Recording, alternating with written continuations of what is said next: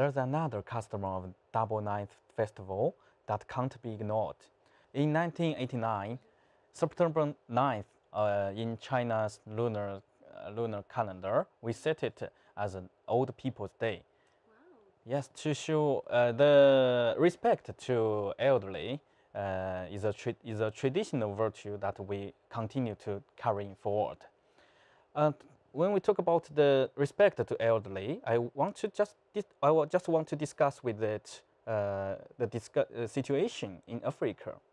Of course. Which questions do you have, Jack?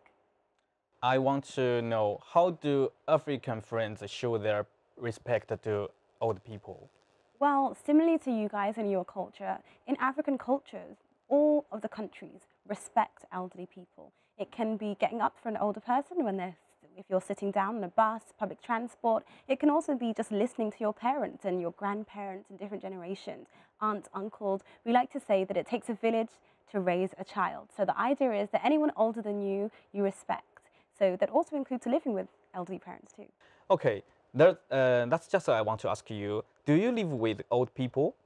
Yeah, well, what I would say is that in general, it's very different to most Western cultures. For example, in many Western cultures, you would leave elderly people when they get older in an elderly home.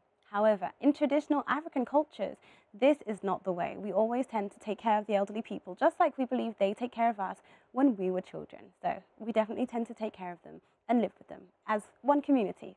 In China, we will give some money to our parents to support their life. Is it the same in your country or in whole Africa? Yeah, I mean, obviously Africa is a huge place with 54 different countries. However, I can say that in general, it's really important that we support the elderly as they get older, to show them that we're grateful for everything that they did for us and all the sacrifices they made for us when we were children. So it's really important for us to help and support them as they can no longer work and as they're getting older and becoming sick. Yeah, I think it's not the money, it's our love to them. Exactly. Yeah, exactly. in China, it's a very complicated relationship between the daughter-in-law and with the father and mother-in-law. So, what's the situation in Africa? That's a really funny question, actually. It's quite a universal problem, isn't it? No matter where you go across the world, people have that problem. However, again, the question of respect comes in. If you can show that your mother-in-law and your father-in-law that you respect them, they tend to be more happy, to welcome you into the family. However, there can be instances as well, just like over here, that there are a few problems in between them.